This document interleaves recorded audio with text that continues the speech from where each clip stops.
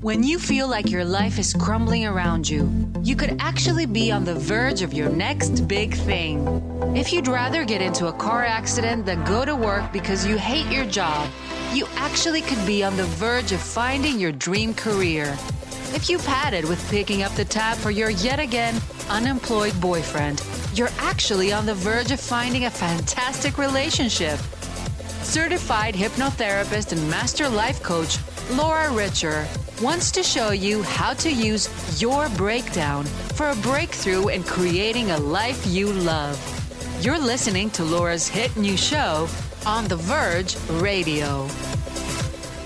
Welcome to On the Verge Radio. We are broadcasting here on Transformation Talk Radio.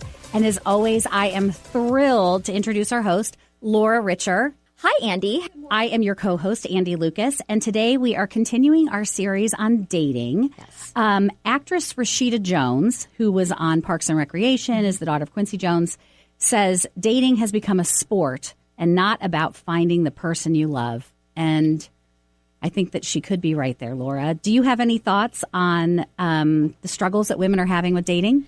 So I don't think it's a sport for everybody. I think there are people who are legitimately looking for love out there, but there are some people who are dating for sport, I guess we'll say. So we want to learn how to sort through those people, because sometimes if you don't and you're looking for a relationship, it's going to make dating kind of tough and maybe even depressing and overwhelming. Absolutely. So that's what we're going to be talking about today. So what are your thoughts with women who are struggling with dating right now? So I have a lot of clients who come to me and say, I've been dating for a while, but I hate online dating. It's a bunch of creeps. I'm having terrible experiences. So I have two thoughts about that. One, it's time to take a break. They are not in the right place for dating. Maybe they have to process a past relationship, let go of some old beliefs they have, and it's just some time to work on themselves. Or maybe they need to change their strategy. Yes. So today we have a very exciting guest. Peggy Bennett is here with us. Hi, Peggy. Hi. Yay. And Peggy is the founder of Straight to the Heart Matchmaking, an exclusive matchmaking agency based in Seattle. Peggy is a certified matchmaker from the Matchmaking Institute of New York, which is the only school in the world authorized to issue a state license certification for matchmaking. That's very cool. So welcome, Peggy. Thank you for joining us. Thank you for being here. Gosh, I mean, I'm really excited to be here. Thank you very much. Yay. Well, should we just get to it? We have lots of questions for Peggy today. Perfect. Yeah. So first of all, I don't know a lot of matchmakers. Do you, Andy? I do not. Okay, so how does one get involved in How matchmaking? did you get into it? So I feel like it was kind of my destiny. I remember at age 13, I had my first boyfriend and my first traumatic breakup. Oh, It was the first not breakup. pretty. It was not pretty. And how I just coped with it. You'll laugh, but I saved up money and bought my book, bought a book, Leo Buscaglia, entitled Love. Do you know it? Yes. I don't So know. at age 13, I did that, if you can believe it. And that's because I was just so overwhelmed with all the emotions of being in love, and I just didn't know how to deal with it. So flash forward in my 20s and 30s, I was just kind of that go-to girl where people would always ask me questions, dating questions, relationship questions for whatever reason, and I just loved it. And as a hobby, I would set up singles. Oh, cool. And they did result in marriages. My God. So I had a successful career at Nordstrom for 20 years on and off again. And meanwhile, I was listening to these singles, just really frustrated, not being able to find quality singles. And they also would say, gosh, dating online, it feels like a part-time job. So I just felt like, even though I loved being at Nordstrom, I just felt like there was something else that yearned for me to be an entrepreneur. So I just took a leap of faith and opened up my own company. Very That cool. is so exciting. Yeah. What do you say to those? Because people are coming to you as an alternative to online dating, and why would someone choose matchmaking over online dating, or do they do it in concert? It just depends on the person. There is definitely a need for online dating. I think it's great for people that haven't had a lot of experience with dating. Yeah. So, for instance, a younger person who hasn't dated a lot, I think that's a great place, or someone newly divorced and they're just getting back into it. Yes. So I think that is also, so it gives them a little practice, to be honest with you. One thing with matchmaking that is great is it definitely weeds out the people who are really serious and really committed on finding a long-term relationship or marriage. So that's the huge, big point of difference right there. Right. So when somebody comes to you, they're serious about finding love. Definitely, definitely. And I attract all ages. And there's just kind of that myth out there that matchmaking is for the socially awkward, and that's actually not that true. It's actually a luxury service. Yes. Just like you would hire a personal trainer or an investment manager, you would hire a matchmaker. Wow. Does that make sense? Yeah. You Or a wedding outsource planner. it. Like they kind of take care. They do the kind of the work. Leave it up to the experts to do Yes. it. Yes. It saves you a lot of time and money and heartache. Yes. Those emotional ups and downs Yes. in the long run. I try to make it really easy for them. So I would imagine when a client comes to you, maybe they've already tried online dating most of the time. Is that usually the case, or? Really good question. Some either they come to me and they are completely burnt out from online dating, or they don't even want to touch it. They're too afraid just to even dip their toe in. They're like, sorry, I don't even want to go there. I've heard too many stories. Well, there's like, how many apps are there now? And it's right There's at our like fingertips. 10, I and this think, never or more. happened like there's much 5 years more. ago. Yes. It's crazy. And it's I think there's this feeling that somebody better is just a swipe away. So it can feel really overwhelming doing that. And you know what? I think that a lot of people meet online dating. And like you said, it's great to just kind of get out there. Or for some people, it can be really successful. We had one of our social media followers had mentioned that she was excited to listen to the show because she met her husband on OkCupid. So it can be successful, but I do have a lot of clients in my practice who are like you said, I don't even want to try it. I've heard too many horror stories. I'm too afraid. Right. So that's why we wanted to have you come in today to present another alternative. Yes. So how do you go about matching someone? I mean, when somebody comes into you and says, I'm looking for somebody, what's that process look like? Well, they definitely, one thing I do where online is, let's talk about age real quick. So online, you actually have to have an actual range, and it's black and white range, right? With matchmaking, age is just a number because I actually am sitting down with these people one-on-one. And as we know, everybody ages differently, right? Yes. Yep. So that's kind of the beauty of that. But I do look at similar lifestyles. For instance, if I get empty nester, it's common, obviously, to match them with another empty nester. Yeah. I look at common core values and even personalities, whether they're introverts, extroverts, and things that you can't necessarily pick up, obviously, online. Yes. Yeah, there's not in those your little boxes. Tinder blurb. Yeah, there's not those boxes check. Am I an empty nester? Am I this? Those aren't options. Right. So you sit down and talk with them and get to know them like on a one-to-one basis. Do they also fill out like some kind of personality questionnaire?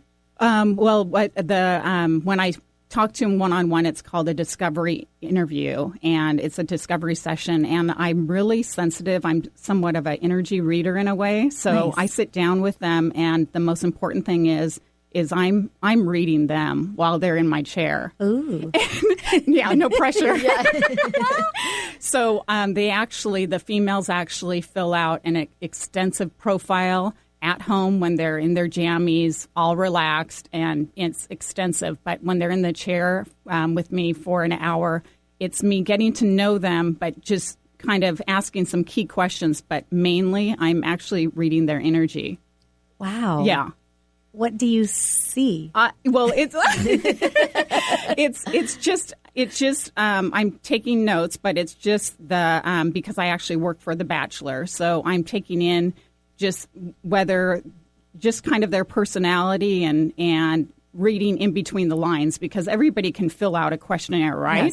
Yes. And but it's taking the time to actually sit down and being with that person and just soaking it up. It's hard to explain because I'm an intuitive. Right. So it's just in my DNA. It's just how I'm wired. So is Laura. That makes sense Absolutely. to me. Does that make sense? Yes, I mean, absolutely. It makes sense to other intuitives. Yes. Right? Yes. It's why we're in our business. Yes, exactly. Right? Are you a Pisces, Peggy? I am not. I'm a Gemini. Okay. All right. Just like Patty Stanger from Matchmaker Millionaire. She's a Gemini also.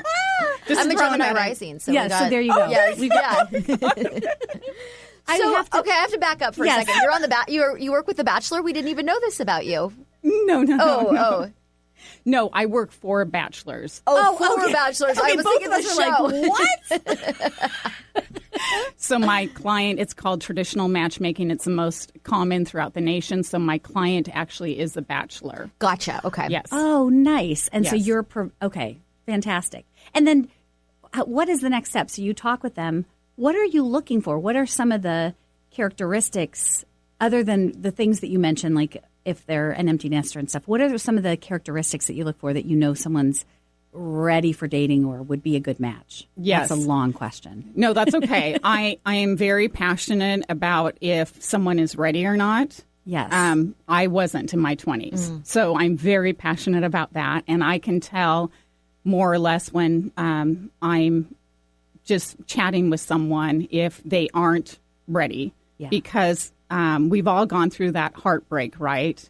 And if they just aren't healed, because it will come out because they get overly emotional or they're still bitter or angry, it will come out. It's very, it's those buttons that end up getting pushed just by asking questions about their past. Yeah. And that's when I can tell that they're not quite ready for dating for matchmaking purposes, because with matchmaking, it's not someone who's dating just to date. It's dating for someone to find someone. Yes. For a commitment. So I take it really seriously, and I'm really blunt with people, and I just let them know I just feel like maybe right now it's not the ideal time. Wow.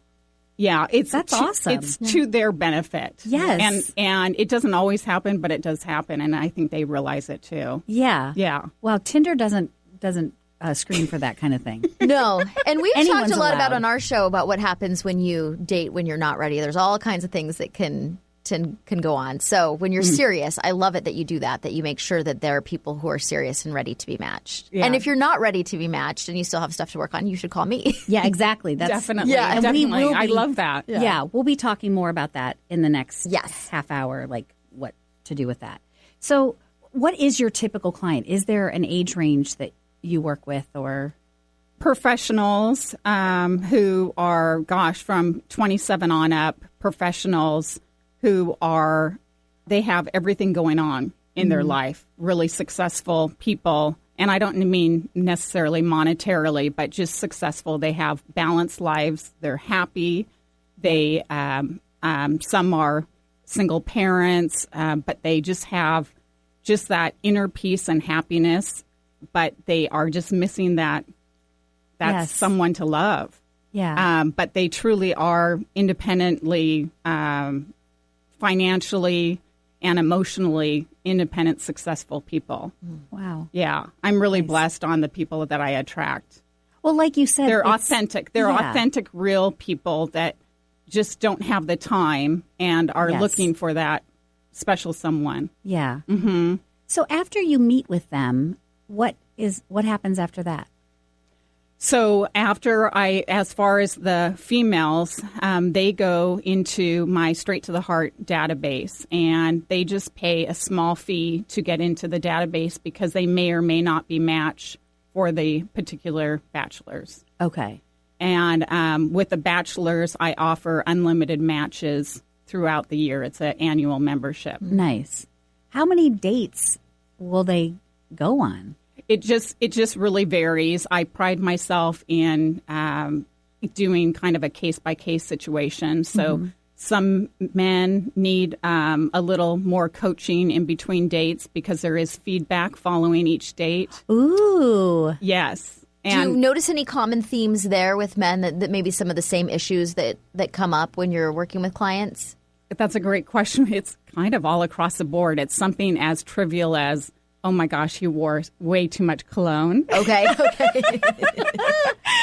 To more in-depth things that are like, gosh, he was so serious. I felt like I was his therapist. Okay. Oh, boy. Yeah. And did they? So it's all across the board. It just Okay. depends. Do they email you the feedback? They email or call me with feedback. I think that's fantastic. And then you do some coaching to help the bachelors become better daters. Yes, yes. And they're receptive. They are, because at the end of the day, their happiness is my entire goal. And so, what's so fascinating is you never know how you come across on a date. I'm single, and I mean, I sometimes think, oh my gosh, just out of nerves, I say things, and I'm thinking, oh my gosh, why did I just say that? So we're not perfect. You know, Right. There's always a lot of room for improvement. Yeah. Does the Bachelor give feedback to the gals, for the gals? Yes, yes, And do you provide that to them? yes. Oh my gosh. Ooh. Very interesting. That would be interesting Yeah. to learn how I would come across. So on a date. I also call it I termed it the stress-free goodbye. So at the end of the date, I suggest just an hour and a half brief date, cocktails, appetizers. At the end of the date, they just simply say goodbye, and so there's no exchange of phone numbers. So there's no stress there. Oh, does he like me? Does she? You know, Right. Yeah. there's no guessing. Have some games set or boundaries, anything. is what you're saying. Yes. Yeah. Oh, Yeah. I like well, that. What a novel idea, Ben. Right, Thank brilliant, you. right? You got to fight the urge to stay or leave early. It's true. It's all about balance. Yes. So then the next day, they both provide me feedback. Wow. So it really, their whole goal is just to put their best foot forward and just bring out their best selves. And I even coordinate each date. So all they have to do is show up being their best selves. And I do that's all the fantastic. rest. Yeah. Wow, this is a luxury service. It is a luxury service. So what is the success rate? I mean, just roughly. Do you have any idea? Well, I have had 3 couples that are now married, 3 couples that are living together, and 5 couples who are exclusive. Very nice. Oh my gosh. Yeah. That's really cool. When did you start your business? 3.5 years ago. Oh my gosh, that's fantastic. Yes. Wow. How many, the couples who are married, how many this is way too much detail probably, but how many that's dates okay. did they end up going on before you paired the right match? To be honest with you, it's interesting. I've never thought of that before, but they were all really early on. You're really good. No, I wouldn't say that. I wouldn't say that. It just so humble, too. I just got lucky. I think it's all across the board. But in those circumstances, now that I think about it, it was early on, within the first 1 to 3. Yeah. Wow, that's I've never thought of that fantastic. before. You know, and it goes back to kind of what we were saying. They have to be ready. And so to know if you're both looking for a relationship, then you're both open to that. They always say timing is everything, right? Yeah. Yes. There's a lot to be said about that. So since I work a lot with clients who are struggling dating, do you Yes. have any patterns that you see of maybe men or women that show up that would kind of indicate that they might not be successful or that they might not be one of those people that hits it off in the first few dates? I think it comes back to that relationship readiness that I was talking about. And really, you really need to feel, and even if you have to fake it, do it, to feel confident. That confidence. Yes. I think it's a turn on for both sexes, to be honest with you. Don't you? I absolutely agree. Yeah. And lacking confidence kind of kills all of it. We talked about that a little in our last show. I usually see it more with women, but I'm sure men can do it too. Where like, I've been wounded before, I can't take another heartbreak. Like, please love me. Like that just Is a total isn't turn attractive. Yeah. Yeah. But a lot of my down clients, to even the body language. Yeah. Body language is huge when you're on a date. Yes, I can see that. And it's what is clever to think about. It's just a little takeaway tip is to mirror the body language Okay. of the other person. Oh. Yeah. So if they have an elbow up, hello. That's probably better on video, but yes. Okay. Wait. Not for the whole time. Maybe just a little bit? No, just Because then it's like, okay, it's a And- game or something. no. They You do scratch it. their You Yeah, that's what I'm thinking. Like, you touched his ear. I touched do I have something on my nose? They did the same thing. see. You do it in a subtle way. Oh, okay. You do it in a subtle way. Okay. All right. But just how you position, how you angle yourself. Good question. Yeah. How you angle So you're not mimicking them. But Literally like mirror. Oh, I know this game. But that might be a silly fun side to the It could be. You never right? know. Okay, there you Right. go. Interesting dates that Benny's been on. I What? guess. No, I'm kidding. Check them out sometime. I don't know. Well, another thing, Peggy, that you said that I think is really important, and I see sometimes people get tripped up in dating when I'm working with my clients, is that they don't look for similar values. They're looking for things maybe outside of, well, they're looking for looks or financial status, and they're not looking, or even common interests sometimes don't necessarily indicate a good match. Do you find that to be true? I love that you said that about common interests, because there's algorithms out there that just solely base on common interests. Okay. And that's a pet peeve of mine, to be honest with you. And why is that? Well, I just have to say my parents, before my dad passed away, were married 50 years, and he would have his own interest, she would have her own interest, and then together they would sail together, for instance. But I think it's just healthy. You don't necessarily have to have everything in common. Right. Does that make sense? Yeah. But as far as values go, what do you look for matching people up with? Because that, I think, is the most important thing, is having the same values. It is definitely, and that is part of my interview questions. I kind of go in depth. I created interview questions. I pulled some from online, but I also pulled some after my marriage that I had after 20 years of marriage and divorce. If I was going to marry again, what questions would I ask? Ooh. And so I created questions on that. And they are really in depth. I've had some females say, my gosh, Peggy, it's a long questionnaire. And I said, well, just know that I ask the same questions to the bachelors. Yeah. So it's anything with how you were raised to what's your relationship with your mother, which is a great question Very to telling. ask Yes. men. Yeah. And what type of things are your core values? So I go into a lot of depth with those questions. Good. Mm-hmm. I love that. Can you help our audience with texting etiquette? Oh, yes. This is very important. Like when to text, how often to text, how many emojis to not use. Any advice you have there? Sure. First off, with dating, I want to just stress about the momentum with dating. The first 2 to 3 dates is crucial to get the momentum continued. So especially the first to the second date. People are busy, so it's not like you're going to have one date and then the second date the next day. Right. So there could be even a week between hand. Right.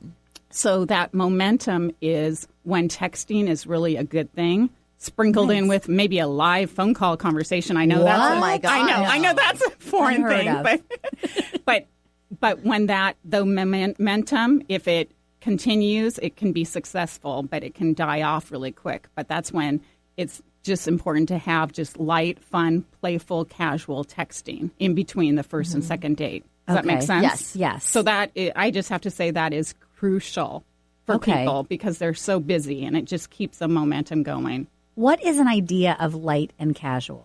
Because when I was on the dating scene, I would text questions like, well, what kind of music do you listen to and all this? And somebody finally was like, is this an interview?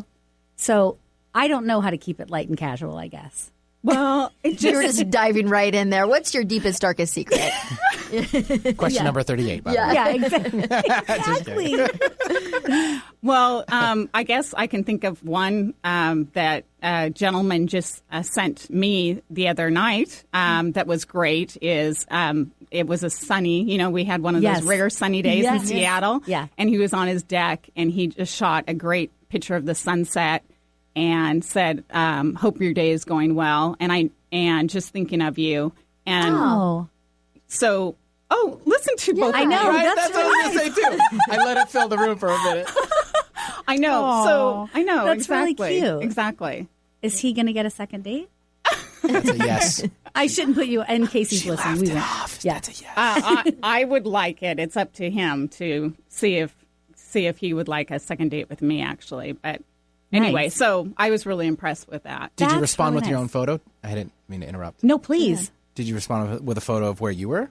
I didn't, darn it. I didn't have a good one. I know. You could be like, I'm in the similar area, looking across the lake or something. Yeah. Looking back But at I you. said I loved your view, and the view That's good. the view had a glass also of a full glass of beer. And he goes, What view do you like, the beer or the sunset? I said, well, actually a little of both. Yeah. Good answers. Back and forth. So we're doing back and forth go. and playful. Yes. Men like Not over the the top. whole Yeah. playful thing. A little bit of a Yes. chase. A Yeah. little bit of a tease. Right. See, so I that love helped you it. a little. Yes. So here's another thing: is don't text someone twice if you text them once, they haven't responded. You text them twice, they haven't responded. Do not text them again. Okay. So no on number 3. Exactly. Yes. Yeah. Exactly. Okay. And how long? And I say that, sorry, I have Yes. to interrupt really quick. I say that because I've been that anxious dater, and Yes. a lot of women and men are like that, where it's actually because they're anxious. Yes.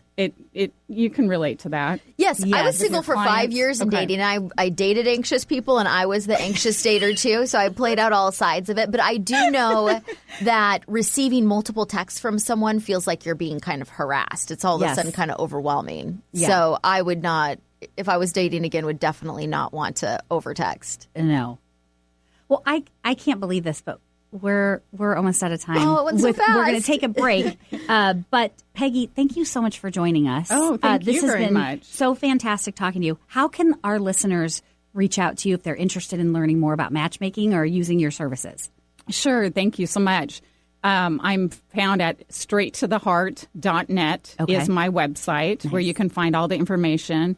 And plus, I just debuted my podcast entitled Real Souls with Peggy Bennett. Very nice. Cool. And Laura might be a guest on there someday. I Who hope knows? so. I would love to. Definitely. Yes. You will be a guest. All right. So Fantastic. straighttotheheart.net with Peggy Bennett. Thank you so much, Peggy. Thank you. Thank This you, has been Peggy, for great. coming in. We're going to take a quick break. And for those of you who think that you might need to take a break from dating and need some quick advice, stay tuned. Laura is going to be offering advice in our next half hour for those people who need to put the brakes on. So stay tuned for more on the Verge Radio here on Transformation Talk Radio.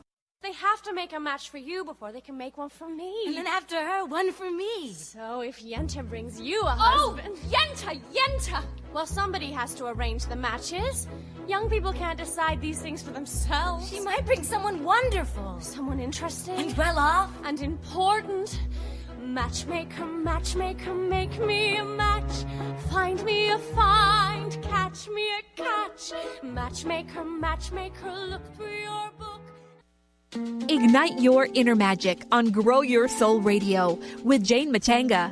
Tune in each month on Transformation Talk Radio as host Jane Matanga explores how to overcome your fears to help you gain the inspiration you need to awaken your path to joy. Learn the way to life mastery and the enlightened path with Grow Your Soul Radio. For more information on Jane Matanga and her work, visit enlightened-path.com. Tune in to The Jen Royster Show, intuitive guidance to inspire your life, each Thursday at 8 a.m. Pacific and 11 a.m. Eastern on TransformationTalkRadio.com. This amazing show is an inspirational hour that will take you on an epic metaphysical journey to discover the spiritual approach to life's greatest challenges. Dr. Jen is an internationally known intuitive counselor, spiritual teacher, and energy healer. Call in for intuitive readings and visit jenroyster.com for more information. Tune in to the hit show Raging Skillet Radio, Mouthing Off with Chef Rossi. Chef Rossi mouths off about different subjects in pursuit of breaking down walls and opening up your minds. She and Dr. Pat banter back and forth, taking from the headlines of the day on subjects that reach beyond what goes on in the world into your hearts. And go to theragingskillet.com to find out more and let Chef Rossi know what's on your mind. Stay juicy. Tune in to Your Juicy Love with me, Una Drake, co-hosting monthly with Dr. Pat, and every second Monday at 12 p.m. on Transformation Talk Radio. My show, Your Juicy Love, helps you find the dynamic, life-affirming love you've always wanted. Transform your relationships and bring peace, joy, and juicy, juicy love to planet Earth. For more information, visit unadrake.com.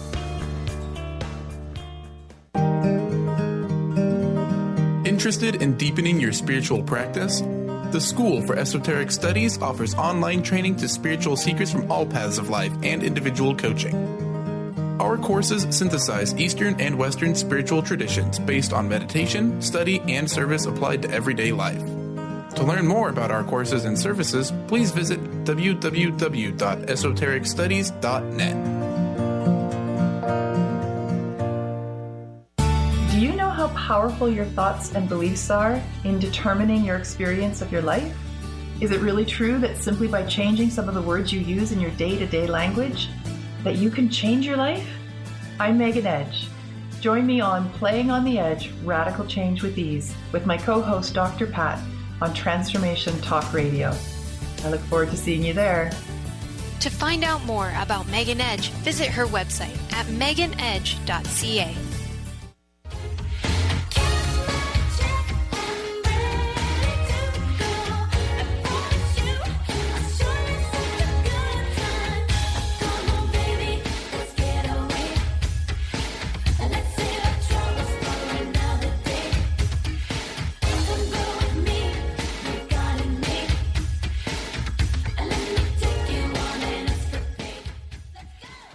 Welcome back. If you're just tuning in, you're listening to On the Verge Radio. I am your host, Laura Richer, and I'm also the owner of Seattle Healing Hypnotherapy, Reiki, and Life Coaching. And I am here with my co-host, Andy Lucas. Hi, Andy. Andy is the owner of Hummingbird Marketing Services. And today we are broadcasting on Transformation Talk Radio. And today we're talking about alternatives to online dating, which can be a struggle for a lot of people. It can be. And as we just had a fantastic guest, by the way, Peggy Bennett from Straight to the Heart Matchmaking, and she offers a fantastic alternative to those people who are struggling with online dating or afraid of it or have had it. Or don't have time to figure it out and just want somebody to do the work for them. Yes. I really loved that. Yes. Yeah. So thanks again, Peggy, for joining us. Laura, you mentioned at the beginning of the show that changing your strategy in dating is one option, and that's where a matchmaking service can come in super handy. But another option is maybe putting the brakes on dating and really looking at yourself. Why would someone choose to do this? Well, like Peggy mentioned when she screens her clients, sometimes people just aren't ready, whether they are still hurt or angry from a past relationship they haven't completely resolved. Maybe there's just some other things going on in their life that it's just not the right time for them. And sometimes we don't always know that. Sometimes we think, yes, a relationship would be exactly what I need to make me happy right now. But when we look at it a little deeper, it might not be the right time. Okay.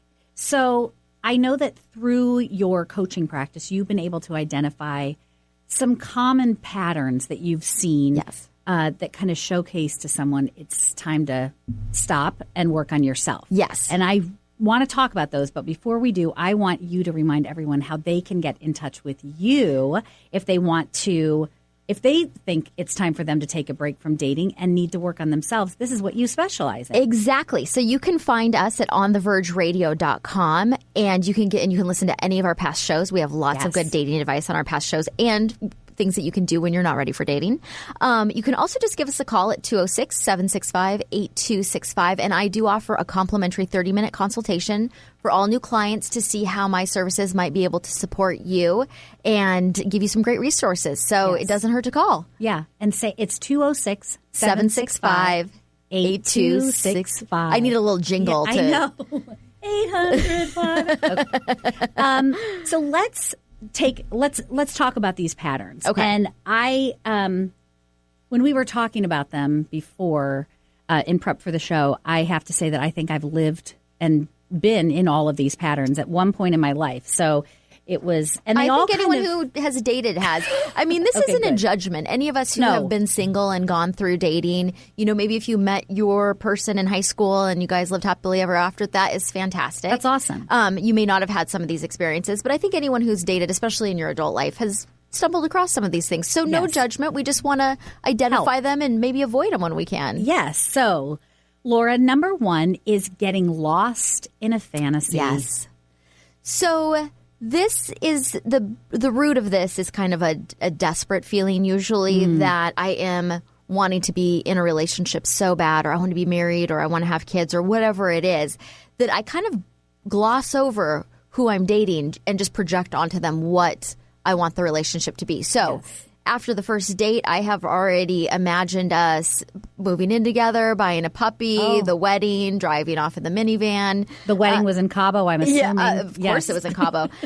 So, that I think that is a dangerous place, because then you're not recognizing who you're connecting with. You're just you're so goal oriented, and you want to get to a certain place. You're not noticing who you're connecting with. Yes. That can almost be a little scary too, because imagine if then you do go down this road with this person and then you find out, oh, wait, I don't even like them. Right. And I've worked with a lot of clients who have said, I just really heard my biological clock ticking. I had to get somebody, or I had to be married before I turned 30, or, Yes. So, and I think that's very common. I've had that experience myself. So again, it's not to be judgmental, but slow down. You want to end up with somebody who is a right fit for you, not just paste them into this fantasy that you have. Yeah. And like you said, someone who has the same values. Yes. It's so important. You've heard of the cartoon Dilbert, I assume. Yep. So Scott Adams is the creator, and he says, nothing defines humans better than their willingness to do irrational things in the pursuit of phenomenally unlikely payoffs. This is the principle behind lotteries, religion, and dating. Yes, if you were unrealistic, it's going to happen. Yes, exactly. Do you have, can you share any examples of clients who you've worked with who kind of got lost in this fantasy and what happened?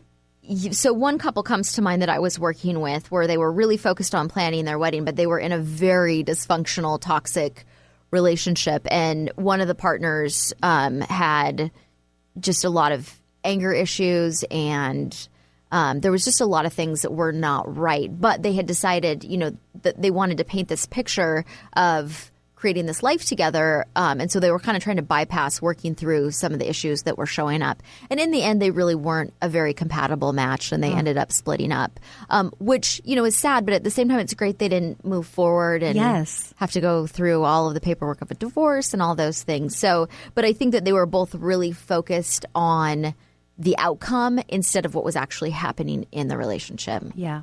And so you did some coaching with them to kind of help them through that. Yes. Yeah. Yep. Okay. So Laura, the second kind of pattern that you've identified that says it's time to take a break is choosing unavailable men. Mm-hmm. What do you mean by unavailable? So they could be they don't answer the phone. Well, maybe that could be part of it. They're unavailable for a relationship for whatever reason. So they could be just emotionally unavailable, not looking to have a serious relationship. Mm-hmm. They could be actually unavailable. Maybe they're workaholics, or they have kids, or for whatever reason they're physically unavailable to you. But for whatever reason, they're not available to be in a relationship. So why does someone choose that? So I don't think anyone intentionally chooses that. I don't think anyone thinks, I'm going to find a guy who doesn't pay attention to me and then really try to land him. But women and men definitely get caught up in these patterns, and there's a lot of different reasons. What I have observed mostly is either, one, the person is not emotionally available themselves. So while they might think they want to be in a relationship, for whatever reason, they're not quite there yet. So when somebody shows up and wants to date them and is really excited about them, in fact, I hear that a lot. Oh, I only like guys who aren't interested in me. Oh. Well, that's probably because there's some stuff going on with you. Okay. So when somebody shows up who's really available, they're actually turned off by it.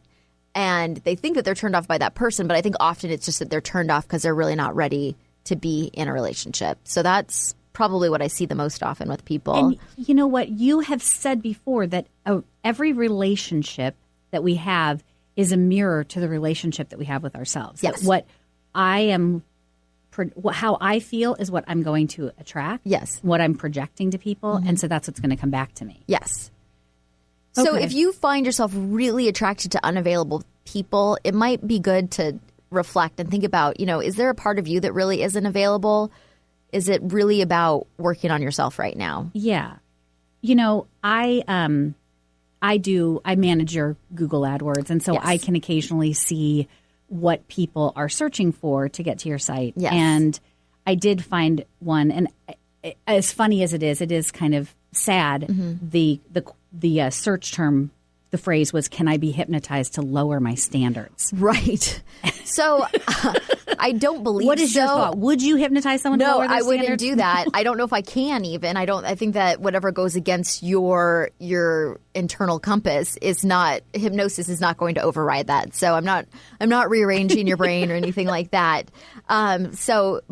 But aside from that, even if I could, I don't want to do that. That's not going to lead to a happy, fulfilling, connected relationship. So what I really want to know is, why is that something that you're seeking? What is it that you believe is not right about your standards, or what are your standards? Are they really superficial and they're not yielding the results that you're looking for?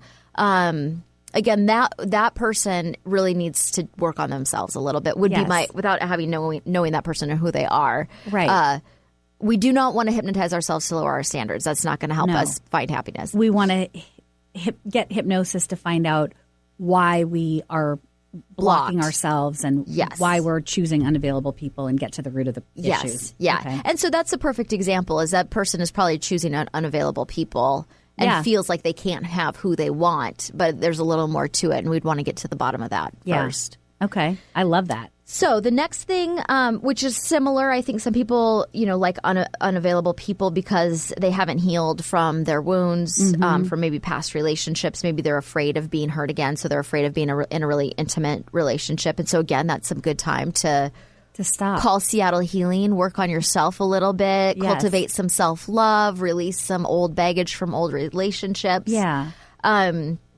And another one that's very common is that we're attracted to familiar patterns. So as human beings, we like things that are familiar to us, even if they're negative. It's just an unconscious attraction. We are comfortable with what we know. So a lot of times people who've had a parent who was unavailable to them, we've all heard of having like daddy issues, mommy issues, that those people will automatically be attracted to people that are unavailable because that was their experience with their parent. And so, like, attachment theory is a theory in psychology. It talks about how we have this unconscious desire to heal the relationship we had with our parents through our romantic partners. Yikes. But not in, I mean, it's like you said, it's completely unconscious.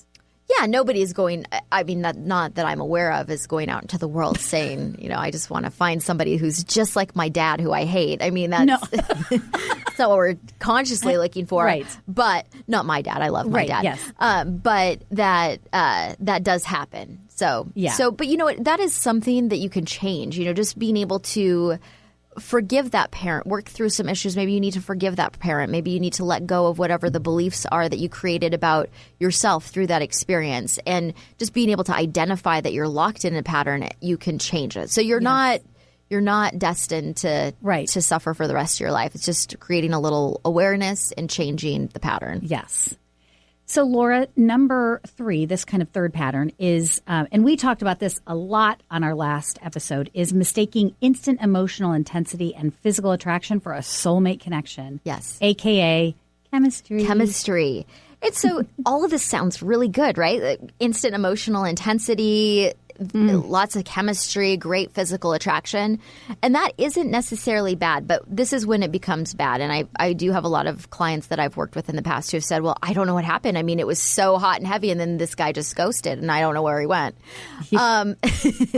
So, or girl. So what happens in some of these situations is that emotional intensity is causing people to let their guard down too much and not having good boundaries, letting people in too soon before they get to know them. And that can lead to being really disappointed because you are so excited about this situation, and then when it doesn't work out and maybe you've gone further into it than you would have wanted to had you known it wasn't going to turn into something serious, you feel really disappointed. So in that case, I think when people have that experience and they're in the pattern of a high intensity and then it burning out really quick, or somebody leaving or ghosting, that might be time to really work on your boundaries and find out, why are you so anxious for things to move forward so quickly? Yes. Instead of just allowing the relationship to kind of unfold naturally, getting to know somebody and seeing who they are before you let them in too much. Yes. And that's not about being paranoid and guarded, but that's just having healthy boundaries. Yeah. I have a good friend who, this was years ago, but she she was doing a lot of dating, and she was using Craigslist. So, this was a really long time ago. But she would automatically sleep with the guy on the first date. And there is nothing wrong with if that's what you want to do and that's what you're looking for, a hookup, that's totally fine. But she really wanted a relationship, and she'd call me just devastated that she never heard from the guy again. And I said, why are you doing this? And she's like, well, I'm in my 30s. I'm not going to deprive myself of a good time. And I said, but by depriving yourself of a good time tonight, or not depriving yourself, you're depriving yourself of any relationship that could come of it. Yes. And I'm sure lots of relationships people have hooked up on their first date and they got married happily ever after. So I don't think that necessarily means that the relationship isn't going to work. But you are taking a bigger risk because you don't know this person yet. Yes. So it could work out, but it may not. And are you going to be deeply disappointed when it doesn't? And is it going to feel like a really painful experience? If that's not true, if you're fine either way and you want to have a good time, great, do that. But if you feel that you feel hurt and used and abandoned over and over again, and that's the dynamic that you're creating, maybe you want to choose a different behavior pattern. Yes. And ask yourself why like you said, why do I want to rush this and move so fast? Yes. Yeah. Okay.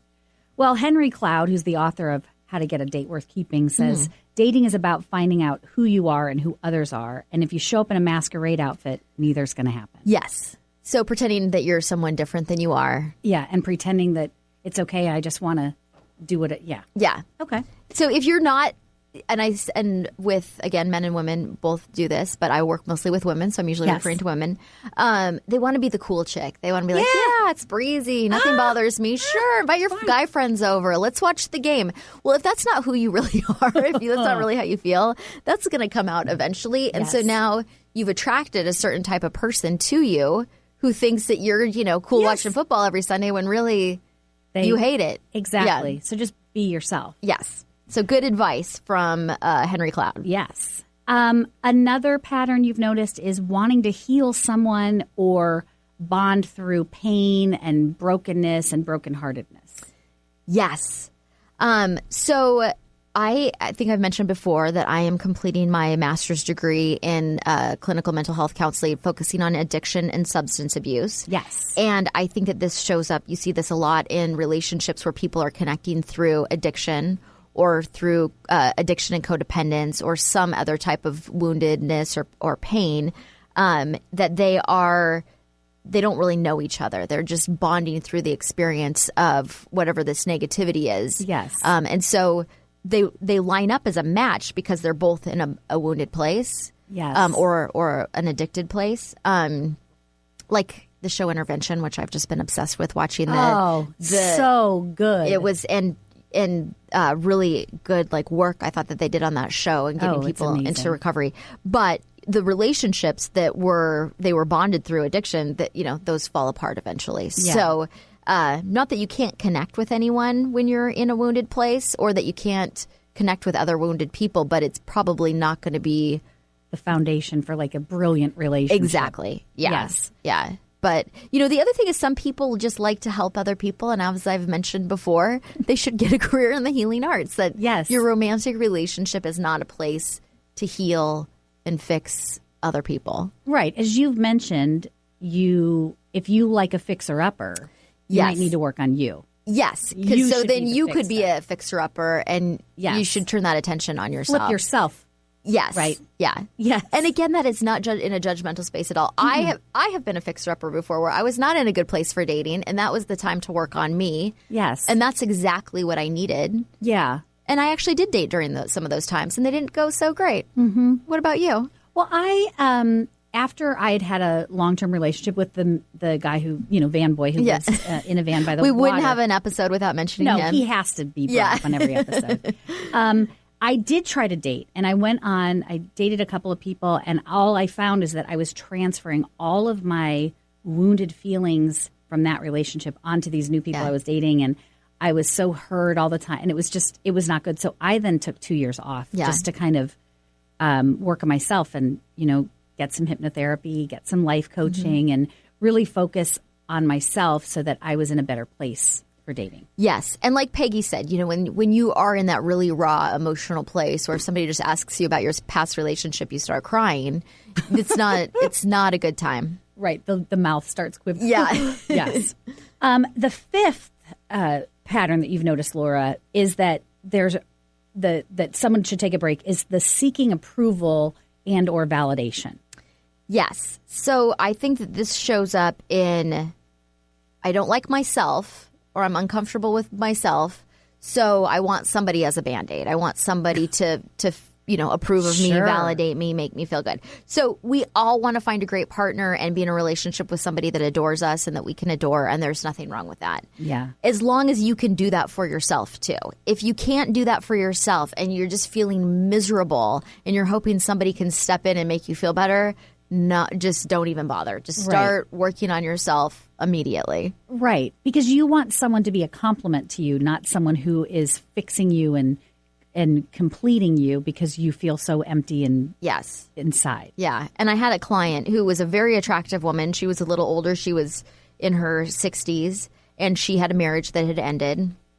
And she just could not fathom feeling happy without being in a relationship. And so she just was frantically dating as many people as she could. And they were negative experiences because she was so uncomfortable being by herself that she was desperate. It was a desperate vibe. So she wasn't attracting really good, and she was scaring people away, frankly. Well, I'm sure. She seems like she was encompassing all of these patterns. Yes. Yeah. And when we would try to talk about, why don't you focus on you and work on loving you first, she just didn't want any part of that.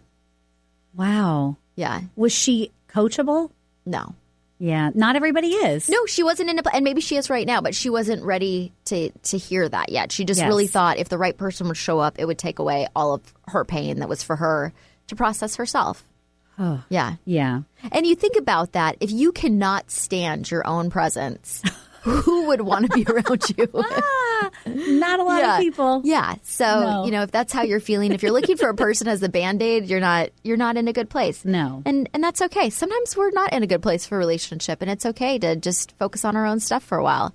And it doesn't have to be terrible. It can be kind of fun to be single. It is. You have just launched a new program is really specializing in helping women with this. And it is the luxury of this is it's not just for Seattle women. It's for women all over the country. The program is called Richer Love. Yes. Laura Richer. Yes. Tell us about this program. So this program, so I developed this program because a lot of the work I do with clients, although I work in Seattle healing on all sorts of topics, dating is something that comes up quite a bit in my practice. And I also had my own experience of going through dating for a period of time. And I learned a lot. In 5 years, I learned a lot. Yes. And I'm kind of a slow learner, but I kept track of everything that I learned. And I thought, you know what, other people can learn this faster.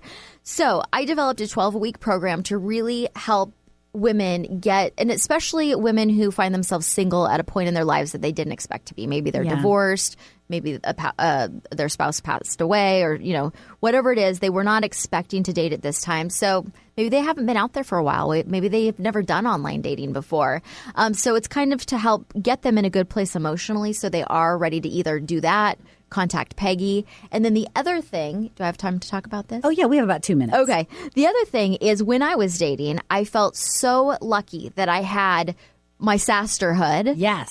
Which were my girlfriends who were also in the same position as me. And they were dating as well, and they were willing to give me some tough feedback when I needed it and say, you know what, actually it's you, not them. Or did I ever say that? Maybe. You probably did. You said it to me too. Yeah. It really helps having single friends who are going through the same thing, because dating today is not what it was 5 years ago, and certainly not 30 years ago when my mom was dating. Yeah. So and advice that says, oh, you know what, you're so beautiful and successful, you just intimidate him. It's just he didn't call you because he likes you too much. That's not helpful. No, it is or not honest. Helpful. Exactly. So Richer Love will really help. So we also have a group coaching component for other women who are dating, so that they can connect with each other and support each other.